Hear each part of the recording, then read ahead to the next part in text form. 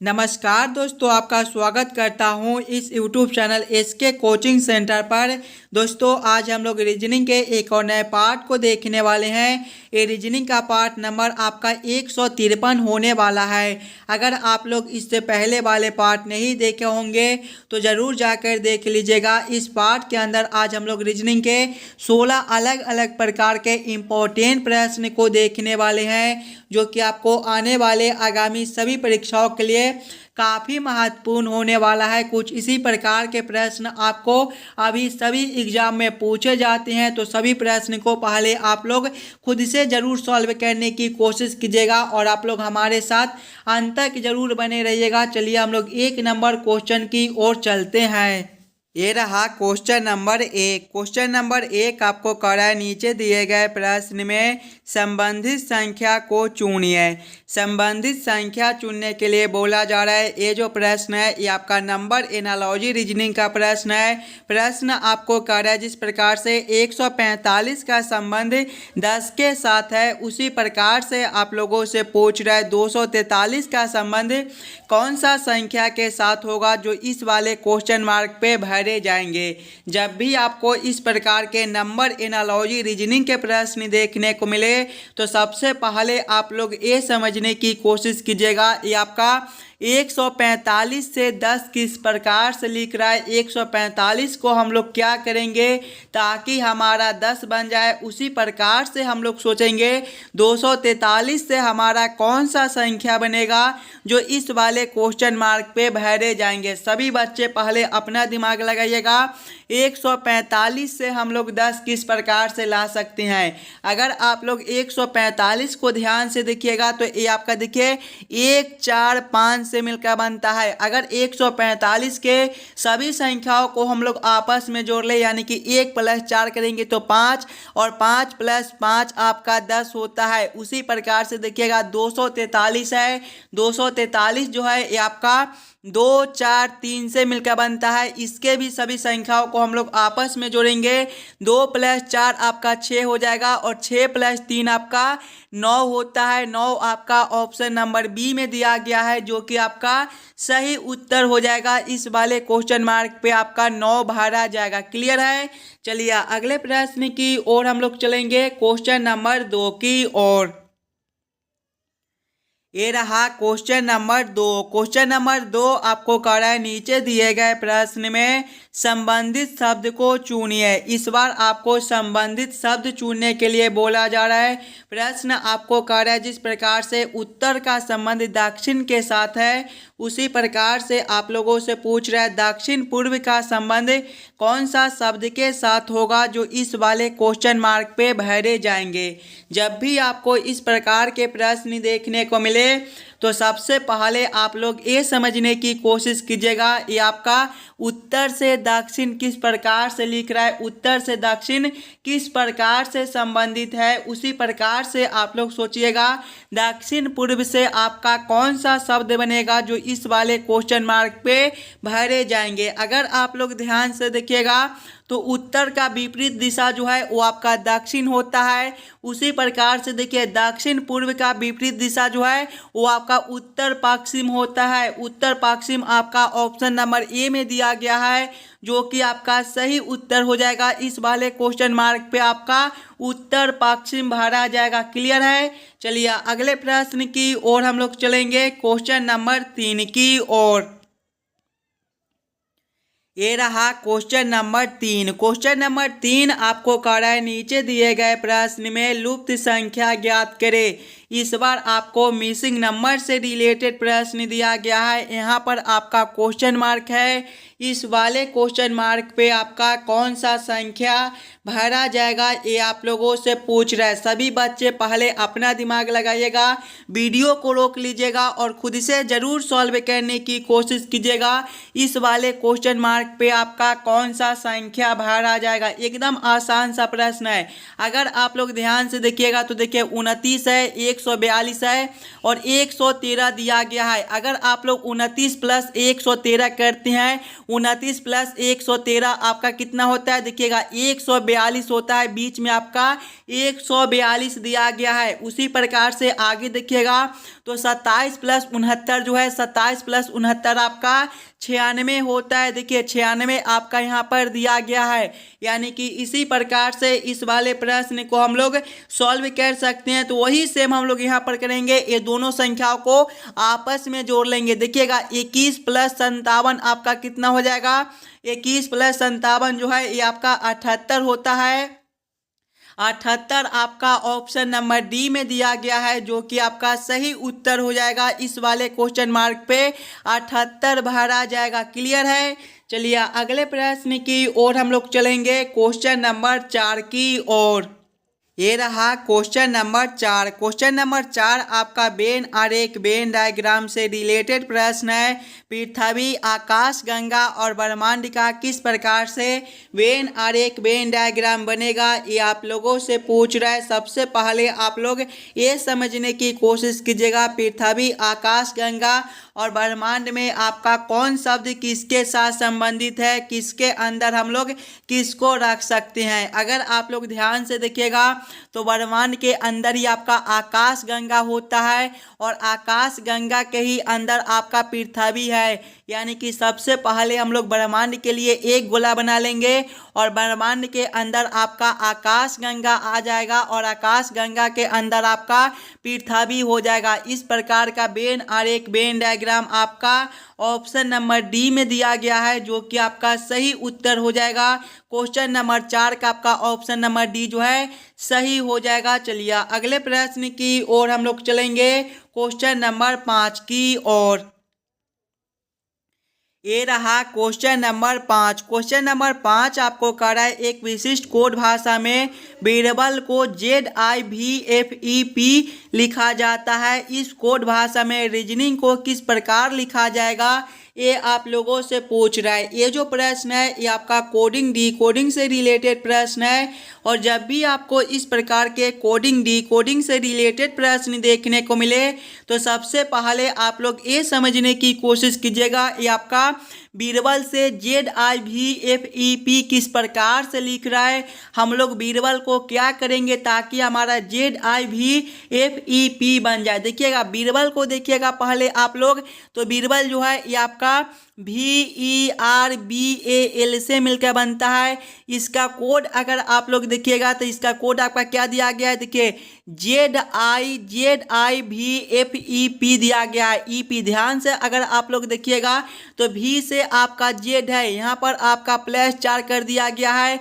E से आपका I है +4 है, R से आपका V है +4 है, B से आपका F है +4 है, A से आपका E है +4 है और L से आपका P है, यहाँ पर भी आपका +4 है। यानी कि बीरबल के सभी अक्षर में +4 कर दिया गया है। वही सेम हम लोग रीजनिंग के साथ करेंगे। रीजनिंग के भी सभी अक्षर में हम लोग +4 कर देंगे। देखिए रीजनिंग जो है ये आपका REASONING से मिलकर बनता है। इसके भी हम लोग सभी अक्षर में +4 करेंगे। देखिए R +4 आपका कौन सा अक्षर हो जाएगा, R आपके 18वें पर होता है। 18 + 4 आपका 22 और 22वें पर आपका V होता है। आगे आपका E है, E + 4 आपका कौन सा अक्षर बनेगा, E आपके 5वें पर होता है। 5 + 4 आपका 9 और 9वें पर आपका I होगा। आगे देखिएगा आपका A है, ये जो है ये आपके पहले पर होता है। 1 + 4 आपका 5 और 5वें पर आपका E होता है। इसके आगे देखिए S है, S आपका 19वें पर होता है। 19 + 4 आपका 23 और 23वें पर आपका W होता है। आगे देखिएगा O है, O जो है ये आपके 15वें नंबर पर होता है। 15 + 4 आपका 19 और 19वें पर आपका S होता है। आगे आपका N है, N जो है ये आपके 14वें नंबर पर होता है। 14 + 4 आपका 18 और 18वें पर आपका K होता है। आगे आपका I है, I जो है ये आपके 9वें पर होता है। 9 + 4 आपका 13 और 13वें पर आपका M होता है। इसके आगे देखिएगा N है, N जो है ये आपके 14वें पर होता है। 14 + 4 आपका 18 और 18वें पर आपका K होता है। इसके आगे देखिए G है, G जो है ये आपके 7वें पर होता है। 7 + 4 आपका 11 और 11वें पर आपका देखिएगा तो K हो जाएगा। यहाँ पर N + 4 आपका 18 होता है और 18वें पर जो है वो आपका R होता है। K नहीं, यहाँ पर आपका आर भरा जाएगा। आगे देखिएगा G+4 आपका क्या हो जाएगा, G+4 जो है वो आपके के हो जाएंगे। कौन सा ऑप्शन में आपका VIEWSKMR के दिया गया है, ध्यान से देखिएगा। तो VIEWSRMR के आपका ऑप्शन नंबर ए में दिया गया है, जो कि आपका सही उत्तर हो जाएगा। सभी अक्षर में +4 कर दिया गया है। वही सेम आप लोग रीजनिंग के भी सभी अक्षर में +4 कर दीजिएगा। ये रहा क्वेश्चन नंबर 6। क्वेश्चन नंबर 6 आपको कर रहा है, नीचे दिए गए श्रृंखला को पूरा करें। इस बार आपको श्रृंखला सीरीज से रिलेटेड प्रश्न दिया गया है, एक श्रृंखला सीरीज दिया गया है और यहाँ पर क्वेश्चन मार्क है। इस वाले क्वेश्चन मार्क पे आपका कौन सा संख्या भरा जाएगा ये आप लोगों से पूछ रहा है। जब भी आपको श्रृंखला सीरीज से रिलेटेड प्रश्न देखने को मिले तो सबसे पहले आप लोग श्रृंखला को ध्यान से देखिएगा और समझने की कोशिश कीजिएगा आपका किस प्रकार का श्रृंखला दिया गया है, इसे हम लोग कैसे जल्द से जल्द सॉल्व कर सकते हैं। श्रृंखला को देखिएगा तो पहले आपका 8 है, 8 के आगे आपका 11 है, 11 के आगे आपका 14 दिया गया है, 14 के आगे आपका 17 है, 17 के आगे आपका 20 है और 20 के आगे आपका क्वेश्चन मार्क है। ध्यान से देखिएगा श्रृंखला को। तो ये जो श्रृंखला है ये आपके ऊपर की ओर बढ़ रहा है। जब भी हमें इस प्रकार के श्रृंखला देखने को मिले तो सबसे पहले हम लोग ये समझने की कोशिश करेंगे ये आपका 8 से 11 किस प्रकार से लिख रहा है। तो 8 + 3 आपका 11 होता है। आगे आपका 11 से 14 है, यहाँ पर भी +3 है। 14 से 17 है, +3 है। 17 से आपका 20 है, +3 है और आगे आपका क्वेश्चन मार्क है। देखिएगा सभी में +3 कर दिया गया है। तो आगे भी हम लोग +3 करेंगे। 20 + 3 आपका 23 होता है। 23 आपका ऑप्शन नंबर सी में दिया गया है, जो कि आपका सही उत्तर हो जाएगा। इस वाले क्वेश्चन मार्क पे आपका 23 भरा जाएगा। क्लियर है। चलिए अगले प्रश्न की ओर हम लोग चलेंगे, क्वेश्चन नंबर 7 की ओर। ये रहा क्वेश्चन नंबर 7। क्वेश्चन नंबर 7 आपको कह रहा है, नीचे दिए गए अक्षर श्रृंखला को पूरा करें। इस बार आपको अक्षर श्रृंखला से रिलेटेड प्रश्न दिया गया है, एक अक्षर श्रृंखला दिया गया है और यहाँ पर 2 क्वेश्चन मार्क है। ये दोनों क्वेश्चन मार्क पे कौन सा अक्षर भरा जाएगा ये आप लोगों से पूछ रहा है। कुछ इस प्रकार के भी प्रश्न आपको सभी एग्जाम में देखने को मिलेंगे, तो पहले आप लोग खुद से ज़रूर सॉल्व करने की कोशिश कीजिएगा। सबसे पहले आप लोग अक्षर श्रृंखला को ध्यान से देखिएगा और समझने की कोशिश कीजिएगा। देखिए अक्षर श्रृंखला में है जो पहले आपका बी दिया गया है, बी के आगे आपका पी है, पी के आगे आपका ई दिया गया है, ई के आगे आपका एम है, एम के आगे देखिएगा तो आपका एच है, एच के आगे आपका जे दिया गया है, जे के आगे देखिएगा तो आपका के है, के आगे आपका जी है और इसके आगे आपका 2 क्वेश्चन मार्क दिया गया है। अगर आप लोग ध्यान से देखिए तो देखिए बी के बाद आपका पी है और इसके आगे आपका ई दिया गया है। अगर हम लोग बी से एक अक्षर छोड़कर ई को देखेंगे तो यहाँ पर आपका +3 बनता है। आगे उसी प्रकार से ई से एक अक्षर छोड़कर देखिएगा तो एच है, यहाँ पर भी +3 है।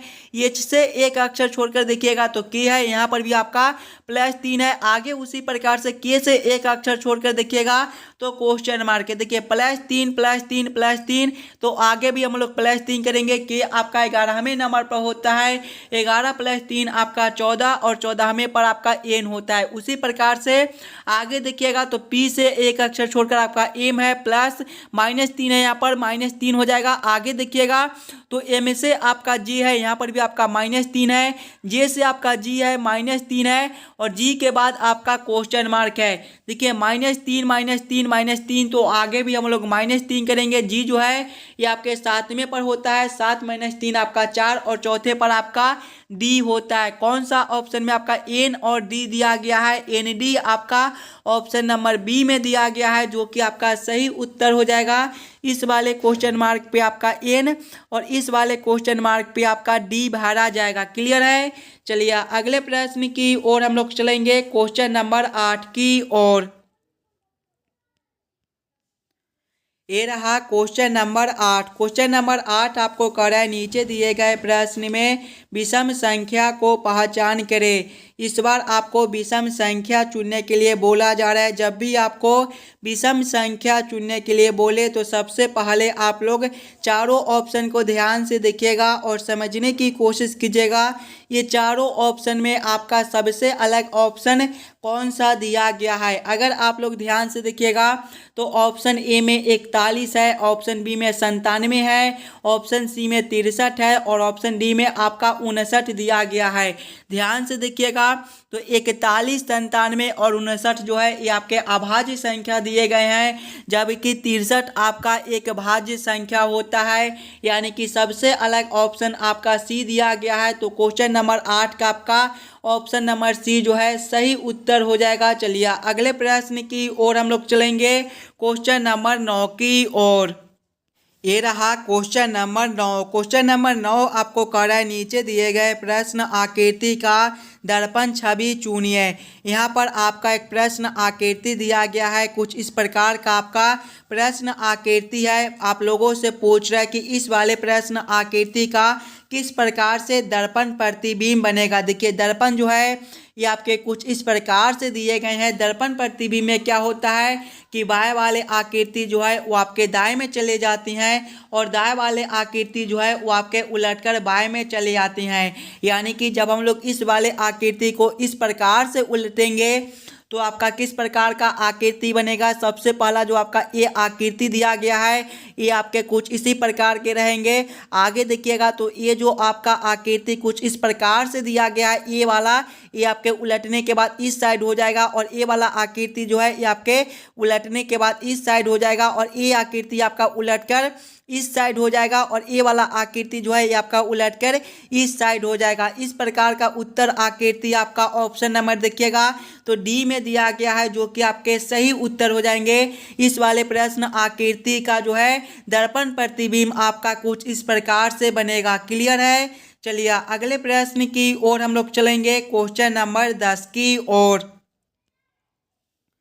ये रहा क्वेश्चन नंबर 10। क्वेश्चन नंबर 10 आपका कथन निष्कर्ष से रिलेटेड प्रश्न है। कुछ इस प्रकार के भी प्रश्न आपको सभी एग्जाम में पूछे जाते हैं। तो पहले आप लोग वीडियो को रोककर खुद से ज़रूर सॉल्व करने की कोशिश कीजिएगा। जब भी आपको इस प्रकार के प्रश्न देखने को मिले तो सबसे पहले आप लोग कथन को ध्यान से पढ़िएगा और उसे वेन आरेख वेन डायग्राम पर सेट कर लीजिएगा ताकि प्रश्न को सॉल्व करने में आपको आसानी हो। देखिए कथन एक आपको कर रहा है, कुछ सुंदर बुद्धिमान है। इसका वेन आरेख वेन डायग्राम आपका किस प्रकार से बनेगा। कुछ सुंदर क्या है, बुद्धिमान है, यानी कि ये आपका क्या हो जाएगा, ये अगर आपका सुंदर हो जाएगा। देखिए अगर हम लोग इसे सुंदर बनाते हैं तो ये आपका क्या हो जाएगा, ये जो है ये आपका बुद्धिमान हो जाएगा। इसे हम लोग बुद्धिमान यहाँ पर लिख लीजिएगा ताकि आपको समझने में कोई दिक्कत ना हो। ये क्या हो जाएगा, आपका बुद्धिमान हो जाएगा। आगे कथन को पढ़िएगा। कथन 2 आपको कर रहा है, सभी बुद्धिमान बेटियां है। सभी बुद्धिमान क्या है, बेटियां है, यानी कि बुद्धिमान जो है ये आपका बेटिया के अंदर हो जाएगा। इसका वेन आरेख वेन डायग्राम आपका कुछ इस प्रकार से बनेगा। ये आपका क्या हो जाएगा, ये आपका बेटिया हो जाएगा। यहाँ पर आप लोग बेटिया भी लिख लीजिएगा ताकि समझने में आपको कोई दिक्कत ना हो। अब आप लोग इस वाले डायग्राम के आधार पर निष्कर्ष को सही या फिर गलत कीजिएगा। देखिए निष्कर्ष एक आपको कर रहा है, कुछ बुद्धिमान सुंदर है। कुछ बुद्धिमान क्या है, सुंदर है। देखिए सुंदर और बुद्धिमान आपस में जुड़े हुए हैं, यानी कि कुछ जो है बुद्धिमान वो सुंदर हो सकते हैं। ये निष्कर्ष आपका सही निकलता है। अगले निष्कर्ष को देखिएगा। अगला निष्कर्ष आपको कर है, कुछ बेटियां बुद्धिमान है। देखिए बेटियां और बुद्धिमान भी आपस में जुड़े हुए हैं। बेटिया के अंदर ही आपका बुद्धिमान है, यानी कि कुछ बेटियां जो है वो आपके बुद्धिमान हो सकते हैं। ये भी निष्कर्ष आपका सही निकलता है। अगले निष्कर्ष को देखिएगा, कुछ सुंदर बेटियां है। कुछ सुंदर क्या है, बेटियां है। देखिए सुंदर और बेटियां भी आपस में जुड़े हुए हैं, यानी कि कुछ सुंदर जो है वो आपके बेटियां हो सकती हैं। यानी कि तीनों निष्कर्ष आपका सही निकलता है। ऑप्शन नंबर डी में सभी निष्कर्ष सही किए गए हैं, यानी कि क्वेश्चन नंबर 10 का आपका ऑप्शन नंबर डी जो है सही उत्तर हो जाएगा। ये सभी निष्कर्ष आपके सही निकलते हैं। चलिए अगले प्रश्न की ओर हम लोग चलेंगे, क्वेश्चन नंबर 11 की ओर। ये रहा क्वेश्चन नंबर 11। क्वेश्चन नंबर 11 आपको कह रहा है वह क्षेत्र ज्ञात कीजिए जो जीव विज्ञान और कंप्यूटर पढ़ने वाले किंतु गणित न पढ़ने वाले छात्रों को दर्शाता है। यहाँ पर आपका एक प्रश्न आकृति दिया गया है। सबसे पहले आप लोग प्रश्न आकृति को ध्यान से देखिएगा और समझने की कोशिश कीजिएगा। देखिए, गणित के छात्र के लिए आपका यहाँ से लेकर यहाँ तक आकृति दिया गया है। आगे आप लोग देखिएगा तो जीव विज्ञान के छात्र के लिए आपका यहाँ से लेकर यहाँ तक आकृति दिया गया है। आगे देखिएगा तो कंप्यूटर के छात्र के लिए आपका यहाँ से लेकर यहाँ तक आकृति दिया गया है। और प्रश्न आप लोगों से क्या पूछ रहा है, वह क्षेत्र ज्ञात कीजिए जो जीव विज्ञान और कंप्यूटर पढ़ने वाले किंतु गणित न पढ़ने वाले, यानी कि केवल जीव विज्ञान और कंप्यूटर पढ़ने वाले कौन सा छात्र दिया गया है। कौन ऐसा संख्या है जो केवल आपका जीव विज्ञान और कंप्यूटर में ही दिया गया है। तो 7 एक ऐसा संख्या दिया गया है जो आपका जीव विज्ञान और कंप्यूटर में ही दिया गया है, यानी कि 7 छात्र आपके ऐसे हैं जो जीव विज्ञान और कंप्यूटर पढ़ती हैं लेकिन गणित नहीं पढ़ती हैं। 7 आपका ऑप्शन नंबर डी में दिया गया है जो कि आपका सही उत्तर हो जाएगा। चलिए अगले प्रश्न की ओर हम लोग चलेंगे, क्वेश्चन नंबर 12 की ओर। ये रहा क्वेश्चन नंबर 12। क्वेश्चन नंबर 12 आपको कह रहा है नीचे दिए गए निम्नलिखित शब्दों का सही क्रम बताएं। जलमंडल, वातावरण, जीव मंडल और स्थल मंडल का किस प्रकार से सही क्रम बनेगा, ये आप लोगों से पूछ रहा है। सबसे पहले आप लोग सभी शब्दों को ध्यान से देखिएगा और समझने की कोशिश कीजिएगा ये सभी शब्दों का आपका किस प्रकार से सही क्रम बनेगा। देखिए, इसमें सबसे पहले जो है वो आपके स्थल मंडल होते हैं, यानी कि 4 नंबर स्थल मंडल के बाद आपका जलमंडल होता है, यानी कि 1 नंबर जलमंडल के बाद आपका जीव मंडल होता है, यानी कि 3 नंबर, और जीव मंडल के बाद आपका वातावरण होता है, यानी कि 2 नंबर। कौन सा ऑप्शन में आपका 4 1 3 2 दिया गया है। 4 1 3 2 आपका ऑप्शन नंबर ए में दिया गया है जो कि आपका सही उत्तर हो जाएगा। चलिए अगले प्रश्न की ओर हम लोग चलेंगे, क्वेश्चन नंबर 13 की ओर। ये रहा क्वेश्चन नंबर 13। क्वेश्चन नंबर 13 आपको कह रहा है किसी कोड भाषा में जोड़ का मतलब गुना है, घटाव का मतलब जोड़ है, गुना का मतलब भाग है और भाग का मतलब घटाव है। निम्नलिखित प्रश्न का उत्तर क्या है। यहाँ पर आपका एक समीकरण दिया गया है 80 गुना 16 भागा 4 जोड़ 2 घटाओ 8 बराबर क्वेश्चन मार्क। इस वाले क्वेश्चन मार्क पे कौन सा संख्या भरा जाएगा ये आप लोगों से पूछ रहा है। जब भी आपको इस प्रकार के रीजनिंग के प्रश्न देखने को मिले तो सबसे पहले आप लोग प्रश्न को ध्यान से पढ़िएगा और समझने की कोशिश कीजिएगा। देखिए, प्रश्न आपको कह रहा है कि जोड़ का मतलब गुना है, यानी कि इस वाले समीकरण में जहाँ पर आपका जोड़ दिया गया है वहाँ पर गुना को रखने के लिए बोला जा रहा है। घटाव का मतलब जोड़ है, यानी कि घटाव के जगह पे हम लोग जोड़ को रखेंगे। गुना का मतलब भाग है, गुना के जगह पे हम लोग भाग को रखेंगे। और भाग का मतलब घटाव है, तो भाग के जगह पे हम लोग घटाव को रखकर इस वाले समीकरण को हल कर लेंगे। पहले देखिएगा आपका 80 गुना 16 है।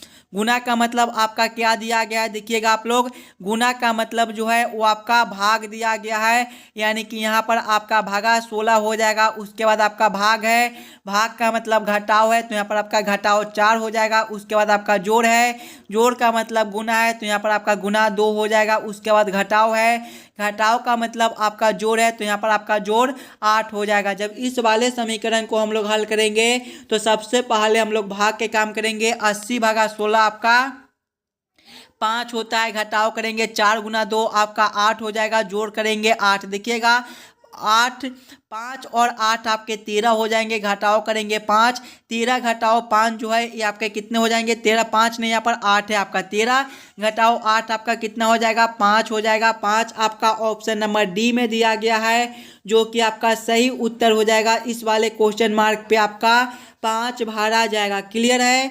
चलिए अगले प्रश्न की ओर हम लोग चलेंगे, क्वेश्चन नंबर 14 की ओर। ये रहा क्वेश्चन नंबर 14। क्वेश्चन नंबर 14 आपको कह रहा है नीचे दिए गए प्रश्न में संबंधित संख्या को चुनिए। इस बार आपको संबंधित संख्या चुनने के लिए बोला जा रहा है। प्रश्न आपको कह रहा है जिस प्रकार से IC का संबंध 6 के साथ है उसी प्रकार से आप लोगों से पूछ रहे हैं डीपी का संबंध कौन सा संख्या के साथ होगा जो इस वाले क्वेश्चन मार्क पे भरे जाएंगे। कुछ इस प्रकार के भी प्रश्न आपको एग्जाम में देखने को मिलेंगे, तो पहले आप लोग खुद से ज़रूर सॉल्व करने की कोशिश कीजिएगा। सबसे पहले आप लोग ये समझने की कोशिश कीजिएगा IC से आपका 6 एक इस प्रकार से लिख रहा है, I और C को हम लोग क्या करेंगे ताकि हमारा 6 बन जाए। उसी प्रकार से हम लोग सोचेंगे DP से हमारा कौन सा संख्या बनेगा जो इस वाले क्वेश्चन मार्क पे भरे जाएंगे। देखिए पहले हमें I और C से 6 लाना है। I और C को हम लोग क्या करेंगे, अगर आप लोग I और C को ABCD के क्रमानुसार देखिएगा तो I आपके 9वें पर होता है और C जो है ये आपके तीसरे पर होता है। अगर दोनों संख्याओं को आपस में जोड़ ले 9 + 3 करेंगे तो आपका 12 और 12/2 जो है ये आपका 6 होता है। वही सेम अगर हम लोग DP के साथ करेंगे तो D और P के ABCD के क्रमानुसार में पहले लिखेंगे तो D आपके चौथे पर होता है, P आपके 16वें पर होता है। दोनों को जोड़ेंगे 16, 4 + 16 आपका 20 हो जाएगा और जब 20 में 2 से भाग करेंगे तो ये आपका 10 हो जाएगा। 10 आपका ऑप्शन नंबर बी में दिया गया है जो कि आपका सही उत्तर हो जाएगा। इस वाले क्वेश्चन मार्क पे आपका 10 भरा जाएगा। चलिए अगले प्रश्न की ओर हम लोग चलेंगे, क्वेश्चन नंबर 15 की ओर। ये रहा क्वेश्चन नंबर 15। क्वेश्चन नंबर 15 आपको करा यदि P पति है Q का और R माता है S और Q की, तो R से P का क्या संबंध है, ये आप लोगों से पूछ रहा है। ये जो प्रश्न है ये आपका ब्लड रिलेशन से रिलेटेड प्रश्न है और इस प्रकार के भी प्रश्न आपको एग्जाम में पूछे जाएंगे। तो पहले आप लोग वीडियो को रोककर खुद से ज़रूर सॉल्व करने की कोशिश कीजिएगा। सबसे पहले आप लोग प्रश्न को ध्यान से पढ़िएगा और समझने की कोशिश कीजिएगा। देखिए प्रश्न पहले आपको करा है P पति है Q का, P कौन है, पति है Q का, यानी कि पति पत्नी है तो दोनों एक ही पीढ़ी का होगा। तो दोनों को हम लोग सामने सामने रखेंगे, P और Q आपका सामने सामने हो जाएगा। क्या रिश्ता है, पति का, तो आप लोग पति लिख दीजिएगा। आगे प्रश्न को पढ़िएगा, R माता है S और Q की। R कौन है, माता है S और Q की, यानी कि S और Q से एक पीढ़ी ऊपर का R है तो R को हम लोग S और Q से ऊपर रखेंगे। यहाँ पर आपका R हो जाएगा क्या है, माता है, तो आप लोग माता लिख दीजिएगा। किसका माता है, S और Q दोनों का है। क्या रिश्ता है, माता का है, तो माता आप लोग लिख दीजिएगा। आगे प्रश्न को पढ़िएगा, तो R से P का क्या संबंध है, ये आप लोगों से पूछ रहे हैं। देखिएगा R आपका यहाँ पर है और P आपका यहाँ पर है। P पति है Q का और Q का माता जो है वो R है, यानी कि यहाँ पर जो रिश्ता है वो सास का है। सास आपका ऑप्शन नंबर डी में दिया गया है जो कि आपका सही उत्तर हो जाएगा। देखिएगा P का पति कौन है, Q है, और Q का माता R है, यानी कि यहाँ पर आपका सास का रिश्ता है। सास आपका ऑप्शन नंबर डी में दिया गया है जो कि आपका सही उत्तर हो जाएगा। चलिए अगले प्रश्न की ओर हम लोग चलेंगे, क्वेश्चन नंबर 16 की ओर। दोस्तों ये रहा क्वेश्चन नंबर 16 और ये जो प्रश्न है ये आपके होमवर्क के तौर पे छोड़े जाते हैं। तो इस वाले प्रश्न को आप लोग खुद से ज़रूर सॉल्व कीजिएगा और हमें ज़रूर कमेंट करके बताइएगा कि आज के 16 प्रश्न में से आप लोग कितने प्रश्न को खुद से सॉल्व किए हो। अगर आपको किसी भी प्रश्न में कहीं पर भी कोई दिक्कत हो तो हमें ये भी कमेंट करके बता दीजिएगा। और जितने बच्चे इस वाले यूट्यूब चैनल पर नए हो, चैनल को सब्सक्राइब और वीडियो को लाइक ज़रूर करके जाइएगा और वीडियो को ज़्यादा से ज़्यादा अपने दोस्तों के पास भी शेयर कीजिएगा ताकि और बच्चे तक पहुंच सके। चलिए हम लोग मिलते हैं आपसे फिर से अगले वीडियो में।